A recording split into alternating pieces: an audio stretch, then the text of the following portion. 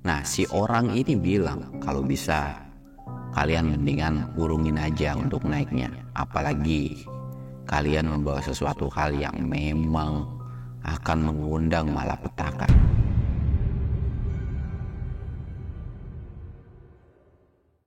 Assalamualaikum warahmatullahi wabarakatuh. Balik lagi di channel Samsul Mister Horror. Dongeng horor gua kali ini gue bakal nyeritain tentang seorang yang ngebuang bayi di salah satu gunung nih. Buat kalian yang penasaran dengan ceritanya, kalian wajib tonton video ini sampai habis dan jangan lupa like, comment, subscribe, dan share video gua ke banyak orang biar gua makin semangat bikin kontennya. Dan buat lu yang mau ikutan open trip, lu bisa kunjungi ke Instagram gua yang ada di bawah sini. Dan buat lu juga yang mau lihat video vlog gua juga, lu bisa lihat di sini. Dan gak usah banyak basa-basi lagi, kita mulai ke segmen donor. Dongeng horor dimulai.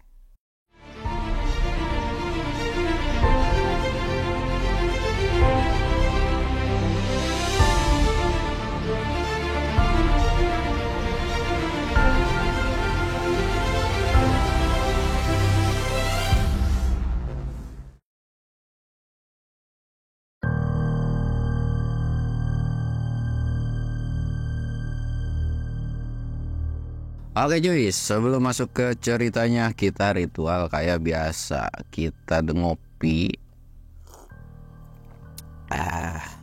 Dan jangan lupa sebat but biar nggak panik cuy. Karena tanpa ada nyebat itu gimana gitu.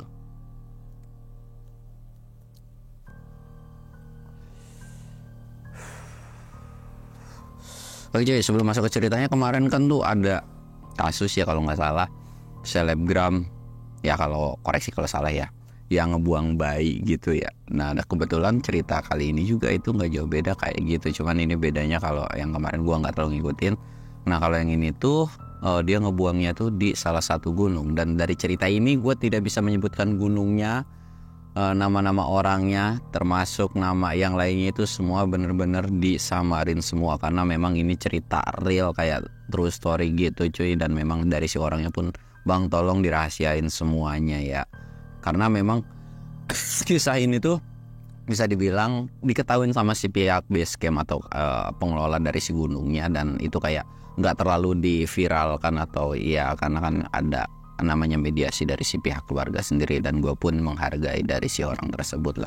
Oke, kita bakal lanjut ke ceritanya. Jadi ceritanya ini tuh ada jadi 6 mahasiswa semester akhir lah. Kebetulan mereka ini sebenarnya sering melakukan kegiatan pendakian, dan mereka juga bisa dikatakan salah satu mapala gitu, punya komunitas mapala juga di salah satu universitasnya. Cuman kebetulan pada saat itu mereka kayak penat kan, namanya abis tugas akhir, udah skripsian kan, lo bayangin otak kayak mau meledak. Akhirnya mereka tuh kayak memutuskan lah untuk coba refreshing ke salah satu gunung. Sebetulnya agenda ini tuh bisa dibilang tidak dijadwalkan atau kayak dadakan banget cuy. Dan yang ngajak itu adalah salah seorang dari temennya ini gitu. Jadi orang yang punya cerita ini kita sebut aja namanya Budi lah ya. Nah, Budi ini diajak gitu, kayak kok tiba-tiba banget dan dadakan banget gitu kan. Dan bisa dibilang hari ini ngajak, lusanya tuh harus berangkat gitu cuy. Jadi kayak buset, dadakan banget. Nah, kondisi pada saat itu mereka lagi ada di kampus kan. Nah, yang ngajak itu pertama adalah si Cindy cuy. Cindy ini bilang, naik gunung yuk, udah lama nih gak naik gunung gitu kan. Dan mereka pun kayak ya udah penat banget kan sama di kampus itu, sama kegiatan kuliah dan tetek bengeknya gitu kan. Ya mereka pun mengiyakan, sampai akhirnya Cindy ini bilang dia nyebut salah satu gunung. Kejadian ini tuh bisa dikatakan di tahun 2010-an ke bawah lah ya. Dan ketika nyebutin salah satu gunung tersebut ini, mereka tuh kayak sempet kaget, terutama si Budi ini kan kayak kok tumben nih orang ngajaknya ke gunung ini. Apalagi Budi ini tahu lah, mereka ini atau si Cindy ini tuh orang yang penakut. Dan salah satu gunung yang akan ditaikin juga itu adalah gunung yang bisa dikatakan sepi. Atau lu mau naik weekend pun itu gunung beneran sepi gitu. Ya mungkin ada, mungkin kayak 1-2 gitu. Itu pun kalau kebenaran, kalau nggak ada ya udah cuman satu rombongan doang gitu biasanya tuh. Sampai akhirnya ya mereka karena memang setuju aja dan tidak ada kegiatan, ya udahlah gitu kan. Singkat ceritanya tidak ada obrolan lagi dan mereka pun mengiyakan walaupun itu dadakan banget gitu kan, dibagi tugas lah siapa yang nyiapin logistik, alat dan sebagainya gitu. Singkat ceritanya 1 hari setelah obrolan dari situ, mendadak tiba-tiba Budi ini ada sebuah kegiatan atau kayak kondangan gitulah cuy. Dia bilang akhirnya dia ngabarin tuh ke beberapa temennya, gue kayaknya nggak bisa ikut nih. Dari situ kan ditanya kenapa, karena memang di obrolan telepon itu nggak jelas kan, sampai akhirnya mereka ya udahlah kumpul lah mereka. Nah pas lagi kumpul ini akhirnya mereka ngobrol kan, kenapa Bu lu nggak bisa gitu kan, tumben-tumbenan, wah gua ada acara nih tiba-tiba dadakan gitu kan. Tapi sebenarnya mereka tuh sebelumnya kalau memang ada salah satu nggak bisa tuh kayak selalu memaksakan kayak ya udahlah lu kalau nggak bisa nggak apa-apa gitu. Tapi ini kayak maksa terus gitu kan, entah ada angin apa pada saat itu. Akhirnya gue nggak bisa, sekalipun bisa paling gue nyusul. Dan kalau maupun kita nggak bisa yang namanya trekking pagi atau trekking kayak di bawah jam 12 siang. Ya bisa dikatakan kita trekking itu sekitaran jam 2 atau jam 3 karena gue harus nyelesain acara gue dulu gitu kan. Dan yang lain pun kayak seolah setuju, walaupun kayak satu temennya ini temennya Budi ini kayak ya elah mager banget karena trekking malam gitu kan. Apalagi gunungnya gunung yang lumayan serem gitu, dengan vegetasi yang lumayan cukup rapet gitu kan. Tapi ya karena bujuk-bujuk rayu nggak jelas cuy, akhirnya mau tuh kan. Dan ya udahlah mereka setuju semua. Singkat ceritanya cuy, setelah dari obrolan itu mereka pun bubar lagi kan. Mereka pun prepare dan ada sebuah keanehan dari keluarganya Budi. Sebenarnya keluarganya Budi ini tidak pernah melarang Budi itu untuk naik gunung. Bahkan ketika musim hujan, badai kayak gimana pun, orang tuanya tuh kayak ya udah lu mau naik aja. Tahu karena anaknya ini nggak sembarangan naik, itu dalam arti dalam perlengkapan safety. Dia juga nggak pernah yang namanya nekat dan nggak pernah aneh-aneh di gunung itu gitu kan. Sampai akhirnya omongan dari orang tuanya tuh kayak bilang, Bud, kalau bisa kamu cancel aja naik gunungnya gitu kan. Ditanya kan Budi ini ke orang tuanya, kenapa Bu kok tumben-tumbenan nggak boleh gitu. Nggak tahu nih ibu punya feeling atau firasat yang buruk aja gitu, kayak nggak enak hati lah si orang tuanya ini. Tapi orang tuanya pun nggak tahu akan kejadian apa. Dan Budi pun bilang lah Bu, kan udah biasa juga gitu.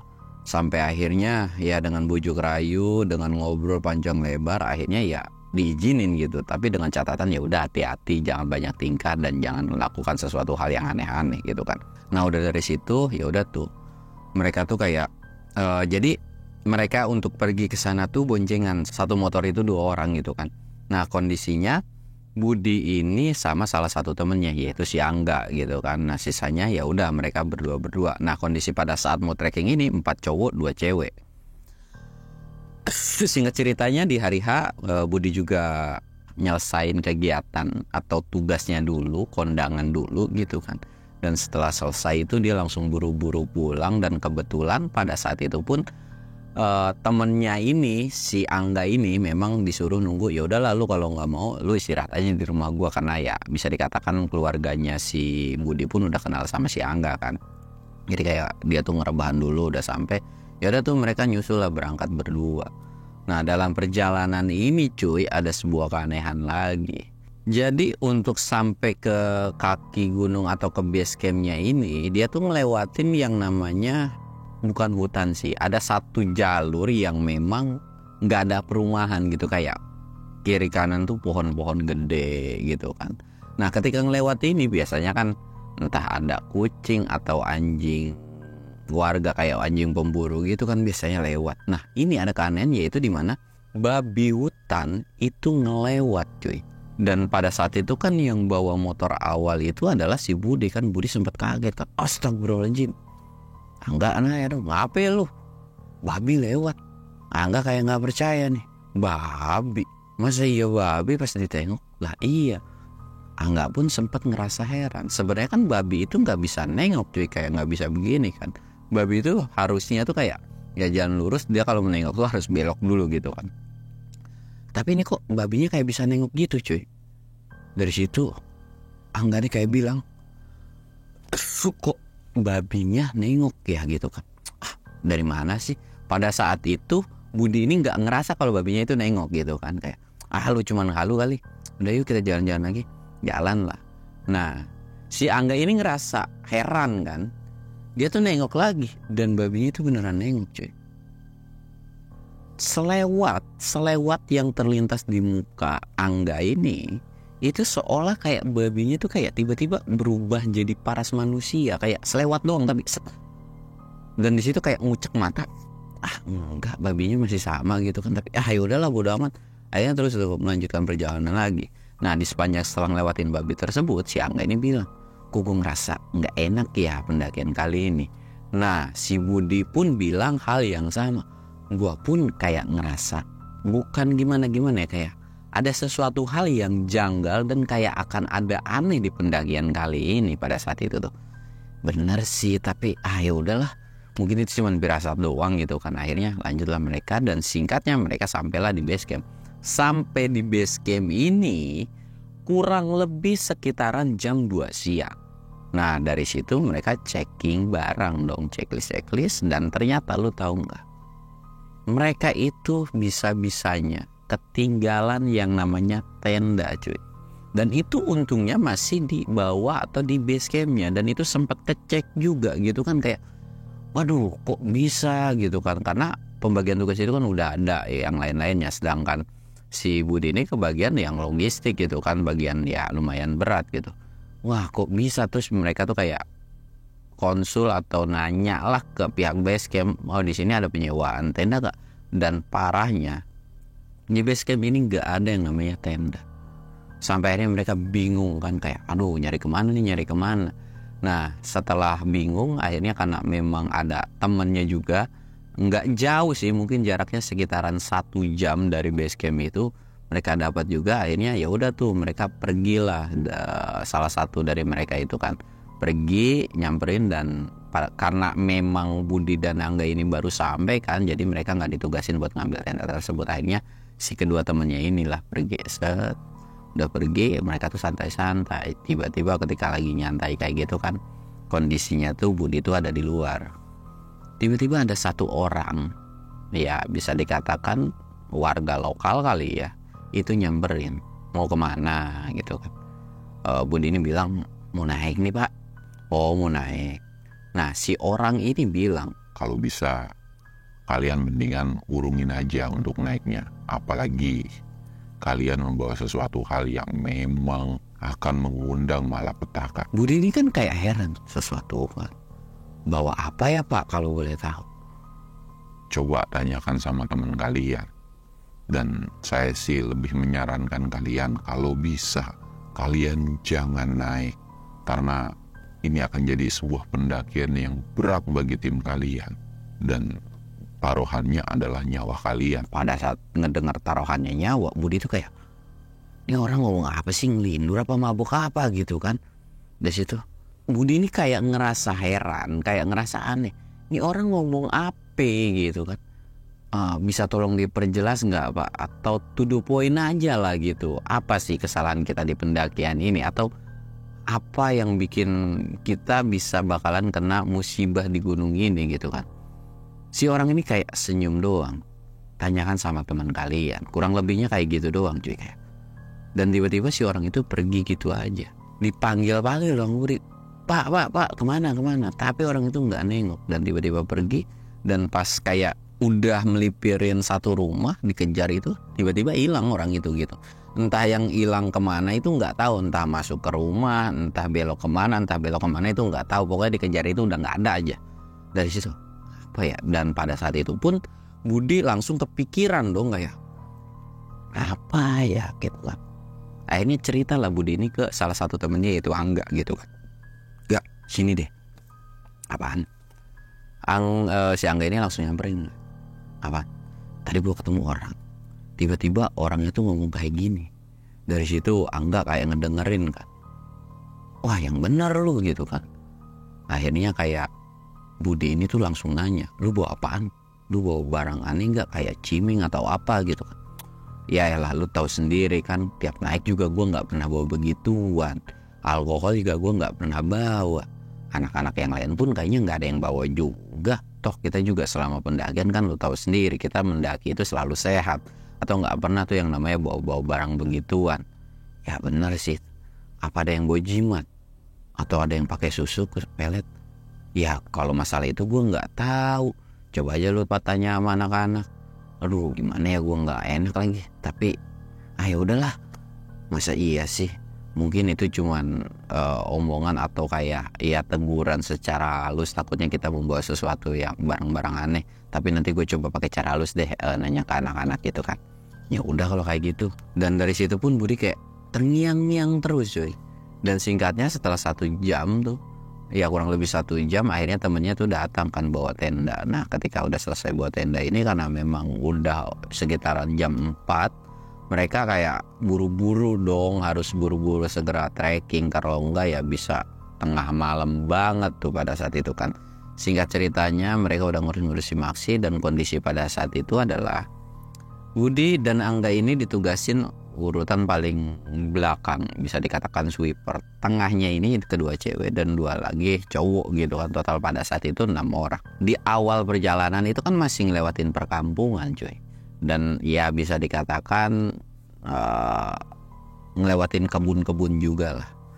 Di awal perjalanan itu masih normal. Tapi yang aneh adalah pada saat itu sebetulnya musim kemarau. Memang namanya gunung itu tidak bisa diprediksi menurut Budi itu. Tapi kok baru awal trekking, baru keluar dari base camp, awan di atas itu cuy, yang tadinya cuman putih, gumpalan putih kayak terang gitu, tiba-tiba diganti sama awan hitam atau kayak mendung gitu cuy. Dan awan itu benar-benar gerak, kayak seolah ngeganti si awan putih ini.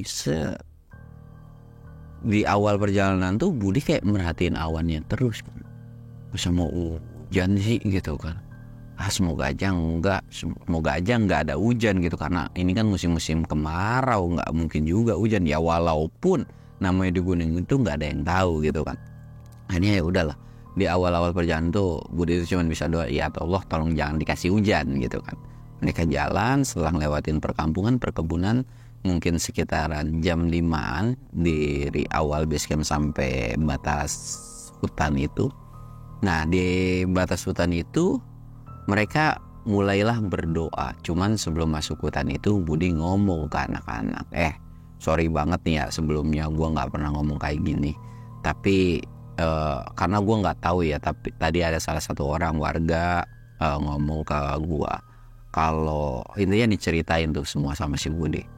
Jadi intinya gue pengen tahu apa dari kalian. Gue tau lah lu semua gak bawa alkohol, gak bawa barang-barang terlarang, tapi gue cuma pengen tahu di antara kalian semua ada yang pakai jimat atau pelet nggak, atau susuk atau apapun lah gitu kan.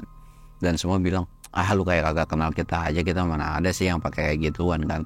Iya nih kata si anak-anak cewek, kita nggak mungkin lah pakai yang kayak gituan, karena buat apa juga gitu kan. Ya udahlah syukur, tapi gue mohon, gue nggak tahu ya ini feeling gue atau gimana, gue ngerasa di pendakian ini tuh ada sesuatu hal yang beda. Budi itu kayak ngungkapin atau ngomong, jadi kayak ngerasa punya keraguan ketika di pendakian. Udah Bud, santai aja, toh kita juga kan tahu sendiri, kita tidak pernah memaksakan dalam pendakian ini. Iya sih, pokoknya kalau kita capek ada area camp, memang tidak memungkinkan ya kita ngecamp di situ aja, karena tujuan kita naik itu selalu bukan puncak gitu. Ya dari situ Budi kayak ngerasa lega lah kan. Dan akhirnya mereka lanjut lah. Di awal ini mereka setelah doa-doa, dan setelah doa ini mereka mulai berjalan. Di awal pintu rimba itu Budi dan Angga merasa bahwa mereka itu ada yang merhatiin dari arah depan cuy. Karena di awal pintu rimba ini jalan masih gede dong gitu. Di situ Angga bilang, itu siapa ya di depan ya, diem berdiri. Budi sebenarnya nggak terlalu menghiraukan, atau bisa dibilang lu mah apa-apa ngelihat mulu kayak begitu gitu kan. Tapi sampai akhirnya Budi kayak penasaran juga nih cuy, kayak diperhatiin, lah bener gitu kan, itu siapa ya, kok kayak merhatiin kita terus, kok kayak orang apa bukan, tapi perwujudannya kayak orang gitu kan. Kalau mereka kayak mikir apa mungkin demit gitu kan, tapi Angga ini bilang nggak mungkin lah, masa iya demit itu keluarnya siang kan, nggak mungkin, itu kayaknya Akamsi kali lagi istirahat atau lagi merhatiin kita karena kita kan trekking sore gitu kan. Ya udahlah, biarin aja gitu kan. Akhirnya mereka lanjut lagi tuh dan tidak terlalu menghiraukan. Lanjut jalan dan mungkin sekitar jalan 5-10 menit dari belakang itu kayak seolah ada yang ngikutin cuy. Budi itu kayak ngerasa kok ada yang jalan di belakang. Diperhatiin ke belakang itu nggak ada apa-apa, nggak ada pendaki, nggak ada manusia, pokoknya nggak ada binatang, nggak ada apapun. Tapi merasa setiap nggak nengok ke belakang itu selalu ada langkah kaki kecuk gitu, dan itu kedengeran jelas. Bahkan Budi ini sampai bilang, nggak, lu ngerasa nggak sih kalau ada yang ngikutin di belakang? Angga pun sebenarnya kayak merasa, tapi nggak terlalu kayak si Budi ini yang kondisi paling belakang gitu. Gue sih ngerasa, tapi kayak selewat doang. Mungkin itu binatang yang lagi lewat atau burung yang lagi loncat gitu kan. Itu kan sesuatu hal yang biasa. Iya sih ya, semoga aja. Akhirnya mereka lanjut lagi tuh. Mereka lanjut lagi. Baru jalan beberapa menit lagi setelah ada feeling atau suara-suara yang itu, tiba-tiba di perjalanan itu kecium bau amis atau anyir nih. Pas lagi jalan kayak, kok bau anyir, bau apa ya? Dan ketika nyium bau anyir ini, tiba-tiba yang depan tuh, istirahat yuk, break. Ada tempat enak nih, break lah mereka. Perjalanan baru setengah jam, break mereka. Set. Dan ketika lagi break ini, bau anyir ini masih kecium. Dan pada saat itu pun Angga bilang, kayaknya bau anyir nih gitu kan. Iya, lu nyium juga ya gitu kan. Iya nih nyium. Nah pada saat itu sebenarnya mereka berdua mau ngomong, tapi nggak tahu kenapa kayak berat aja gitu kan. Sampai akhirnya ada sebuah momen di mana si cewek atau si Cindy ini itu nyemprotin minyak wangi, set gitu kan. Mereka berdua ini, si Budi dan si Angga ini kayak heran dong. Tumben lu pakai minyak wangi. Nggak apa-apa nih, nggak tahu nih tiba-tiba badan gue bau aja gitu kan. Lagian juga nggak apa-apa lah. Sebenarnya ditegur sih, atau mereka tuh kayak, ya lu kalau mau naik gunung usahakan jangan pakai minyak wangi lah aja, apalagi berlebihan, takutnya ada lebah yang selalu ngikutin lu. Karena pakai minyak wangi itu sebenarnya tidak dilarang ya naik gunung. Tapi kalau misalkan ketika lu naik gunung ada sebuah lebah atau kumbang atau apapun itu selalu nempel di kuping lu, itu gara-gara lu pakai minyak wangi. Karena minyak wangi ini baunya itu manis kan. Jadi bisa dibilang kumbang atau lebah itu selalu dekat-dekat kalian. Biasanya tuh kayak gitu. Itulah alasan kenapa ada beberapa orang yang melarang ketika naik gunung itu nggak boleh yang namanya nyemprot minyak wangi ke badan kita gitu cuy. Sampai akhirnya ya udahlah, masa bodoh lah gitu kan. Dari semprot bau amis itu hilang gitu kan. Ketika mereka mau ngomong, ya udah keganti sama minyak wangi, ya udahlah biarin gitu. Akhirnya mereka mengurungkan tentang mau ngasih tahu itu gitu. Nah akhirnya setelah istirahat 5-10 menitan mereka lanjut lagi, karena mereka pun belum sampai yang namanya pos 1 gitu kan cuy. Mereka lanjut lagi jalan. Baru awal mau jalan, tiba-tiba kali ini Budi ngeliat. Jadi pas mau jalan ini ngeliat ke sisi sebelah kanan. Di sisi sebelah kanan itu bisa dikatakan itu hutan rimbun atau semak gitu cuy. Tapi kok kayak ada yang merhatiin gitu. Yang lain tuh udah jalan, mereka tuh kayak cuek aja. Nah pada saat itu kondisinya si Angga ini kan selalu dempetan gitu kan. Gak, itu siapa yang ngeliatin? Lu apaan lagi sih? Itu lihat sebelah kanan. Nah kondisi pada sini, mana sih? Ditunjuk-tunjuk tuh sama Budi. Itu gak ketahuan cuy. Atau bisa dikatakan yang ngeliat itu cuman Budi doang. Entah memang si Angga ini gak ngeliat atau gimana, itu gak tahu ya. Tapi Angga ini memang tidak ngeliat gitu. Gak ada lu ngaco aja udah, lanjut. Mau tukeran gak? Lu kayaknya di belakang parnoan mulu sekarang gitu kan. Ya udah tukeran kali ya. Tukeran lah mereka. Dan Budi pun tidak terlalu menghiraukan yang di sebelah itu, kayak ya udahlah, udah hal yang biasa kalau melihat sesuatu hal yang merhatiin atau penampakan gitu. Selama mereka tidak mengganggu, Budi pun tidak mempermasalahkan itu. Lanjut lagi jalan dengan kondisi awan masih mendung gitu cuy. Terus jalan. Nah ketika jalan ini tiba-tiba Angga ini kayak merasa di belakangnya tuh ada yang ngikutin. Sama halnya kayak si Budi di awal-awal. Kok ada yang jalan ya, kata Angga tuh. Dilihat lagi gue bilang, Gak ada. Terus saja. Akhirnya kayak Bun gitu. Apaan sih enggak? Enggak, gue cuma menyapa aja. Akhirnya Angga ini agak nyusul dikit. Set. Kok gue ngerasa kayak ada yang jalan ya. Dari situ Budi ini diem. Nah kan bener gue bilangnya apa. Itu tuh yang gue rasain ketika tadi yang gue bilang itu. Gue pun pas di sini pun ngerasa ada. Cuman memang samar-samar. Nggak seperti ketika gue di belakang. Siapa ya? Kok gue tiba-tiba merinding gitu. Tukeran lagi lah. Yaelah baru gue bentaran. Tuh gue juga nggak jauh-jauh banget. Yaudah tapi jaraknya jangan jauh-jauh ya. Iya tenang aja dia bilang kan. Akhirnya lanjut lagi tuh jalan kan. Sepanjang di perjalanan ini memang selalu ngerasa bahwa dia tuh diikutin terus. Tapi setiap dicek itu nggak ada. Dan singkatnya mereka sampailah di pos 1. Sampai di pos 1 ini kondisi itu bisa dikatakan udah maghrib. Dan pas banget maghrib. Nah sampai di pos 1 ini akhirnya mereka istirahat dulu lah. Karena kan maghrib gitu kan. Yang anehnya ketika sampai di pos 1 ini mereka nyium bau amis lagi. Nah kondisi pada saat itu kan Budi, Angga, ada Didi, ada Rijal, cowoknya itu. Nah salah satunya itu Didi bilang, kok bau amis ya? Kok gue ngerasa kayak merinding gitu kan. Karena memang si Didi ini udah bilang kan, akhirnya yang lain pun kayak kepancing. Iya nih bau amis di sini. Gimana kalau kita pindah aja tempatnya jangan di sini? Nanti dulu lah, ini maghrib gitu kan, hargain dulu maghrib. Walaupun kita nggak sholat, setidaknya kita break dulu gitu kan. Ya udah deh. Dan makin kesini itu bau amisnya tuh parah banget. Benar-benar kayak Dan mereka pun kayak langsung prepare headlamp kan. Nyiapin headlamp. Akhirnya setelah azan mungkin sekitar 15 menit mereka nge-break. Mereka lanjut lagi perjalanan. Bau amis itu gak hilang. Di sepanjang perjalanan ini itu tuh benar-benar amis banget. Dan walaupun sudah lewat dari pos 1, itu amisnya selalu kecil. Dari situ kondisi kan Budi ini kayak hampir mau muntah lah gitu kan. Gak, kok baunya makin parah ya gitu kan. Mereka tuh ngomong kayak bisik-bisik berdua doang kan. Kok baunya makin parah? Nggak tahu, nggak terlalu tuh gue di sini gitu kan. Kok gue ngerasa aneh sama salah satu tas dari tim kita ya. Mereka bawa apa sih? Bawa bangga atau apa gitu kan. Akhirnya kayak nanya lah si Budi ini, lu semua ada yang bawa makanan terasi atau apa gak sih gitu kan. Dan mereka tuh kayak gak ada kok, kan logistik lu semua yang bawa gitu. Kita kan cuma bawa ciki-cikian, cemilan dan lain-lain doang. Iya sih bener. Mereka juga kalau bawa apapun pasti bilang gitu kan. Tapi kok ini bau amisnya masih ada ya. Lu pada ngerasa gak sih kalau bau amisnya masih ada? Nah ternyata mereka berempat yang di depan itu nggak ngerasa kalau bau amisnya itu masih kecium, tapi yang nyium itu cuman si Budi doang. Walaupun Angga ini nyium, tapi Angga ini kayak nggak terlalu parah lah bau amisnya itu kan.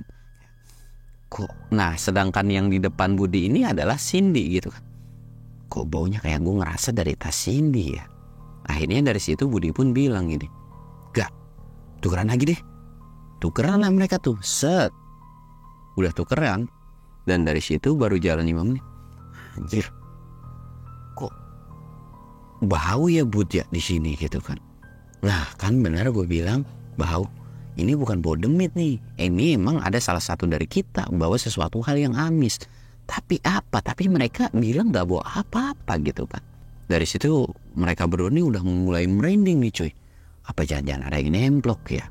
Angga nih langsung bilang, Bud, lu kan bukannya salah satu dari kita orang yang paling sensi.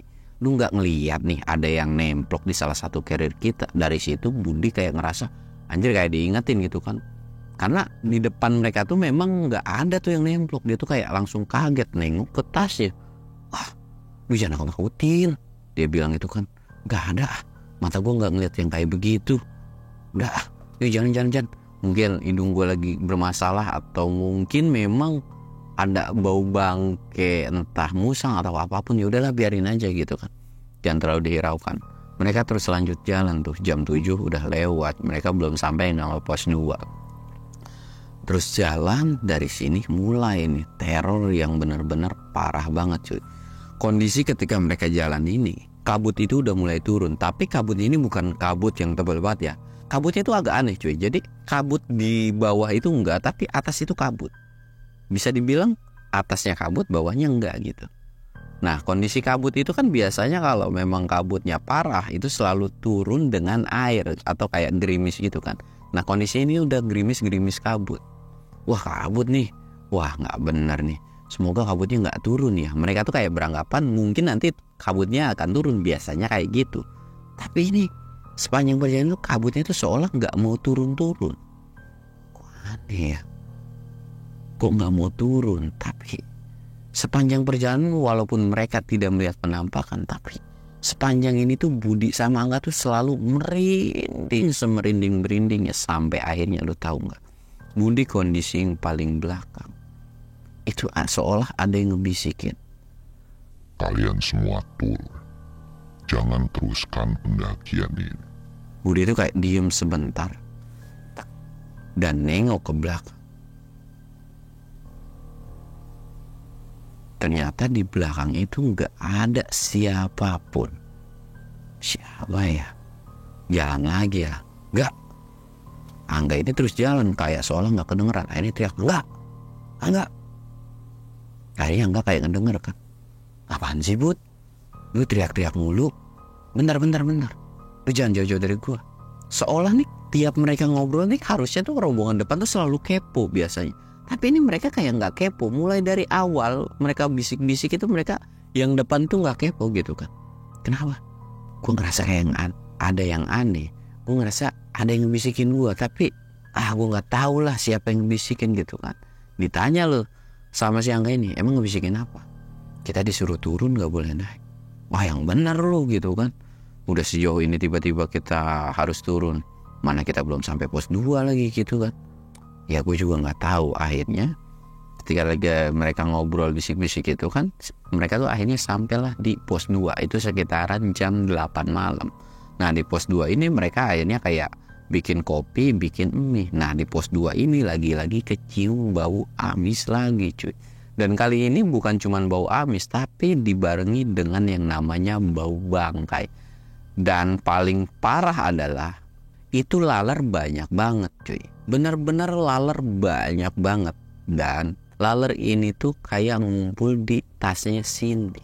Memang lalernya tuh nggak sebanyak kayak gitu, enggak. Ya bisa dikatakan agak kurang wajar sih pada saat itu gitu kan. Kok itu tiba-tiba laler banyak banget ngumpul sih di tas lu gitu kan. Budi tuh nanya, nggak tahu nih, mungkin gara-gara ini kali ya. Gara-gara apa sih? Mungkin gara-gara gue baru selesai datang bulan kali. Karena tadi pas sebelumnya itu gue sempat bawa namanya pembalut dan gue bawa ke atas. Gue nggak berani buang di base camp karena ya sebenarnya Budi pun paham lah gitu kan. Dan Budi pun tahu sebenarnya ini tuh udah masa habisnya datang bulannya gitu. Karena ya seharusnya sih darah sedikit itu kan nggak terlalu berlebihan ya. Dan mereka pun bukan pertama kali naik ketika datang bulan dan kayak nggak terlalu aneh-aneh banget gitu dan nggak terlalu parah-parah banget biasanya terornya gitu.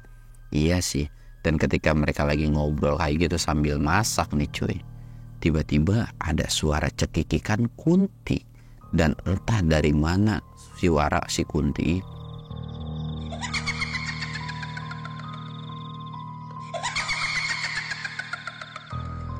Mereka semua langsung kayak nyari sumber suara dan mereka semua itu ngedenger cuy suara si Kunti itu gitu kan.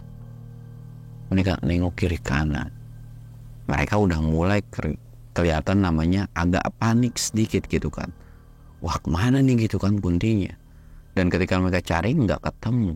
Sampai akhirnya yang bisa ngelihat itu cuman Budi doang. Lu tahu nggak, Kunti itu ternyata nggak jauh dari area mereka istirahat. Atau bisa dikatakan jarak 10 meter yang tadi awalnya nggak ada, itu tiba-tiba nongol di situ. Dan muka Kunti itu tuh nyeremin penuh dengan darah cuy.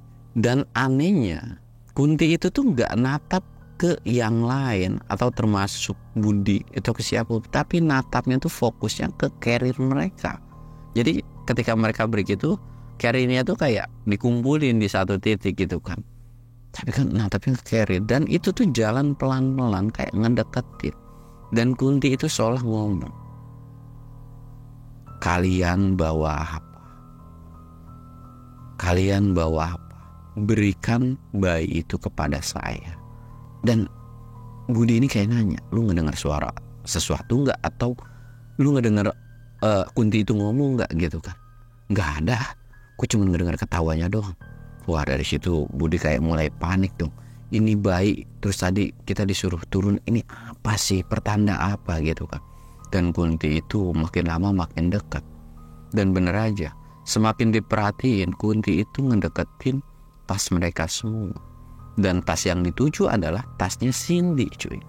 Dari situ Budi ini mulai panik dong. Angga bilang, "Kak, lu ngeliat Kunti enggak?" "Kunti apaan?" "Itu ngedeket ke tas kita semua." Tapi mereka itu semua nggak ngeliat. Yang ngeliat itu cuman Budi doang. Nggak ada ah, beneran nggak ada. Dan memang Budi ini punya suatu kelebihan cuy. Jadi kayak ngusapin mukanya diginiin doang. Ah, lu sialan lu kalau bisa ngeliat gitu kan. Diusap dong gini, tiba-tiba Angga ini langsung ngeliat. Astagfirullahaladzim. Dan suara istighfarnya itu kenceng kan, kayak ngagetin semua temennya. "Ngapain lu nggak? Nggak apa-apa. Dari situ Angga tuh kayak nengok Budi. Budi kayak tahu gitu kan, kayak manggut. Akhirnya Angga ini kayak ngebuang muka ke arah si Kunti. Kayak Angga ini saling hadap-hadapan aja cuy. Saling hadap-hadapan sama Budi.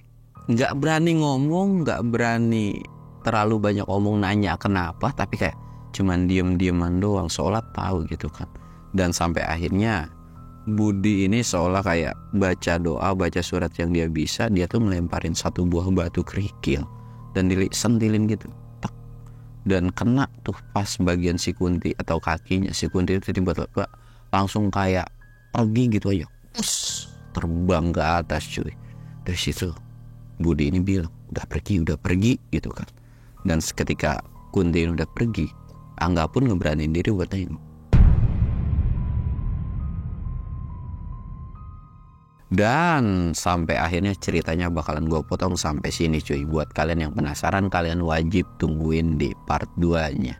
Kira-kira akan ada kejadian apa nih. Dan buat kalian yang penasaran dengan video kelanjutannya, kalian like dan komen video ini. Oke, gue Samsul undur diri. Assalamualaikum warahmatullahi wabarakatuh.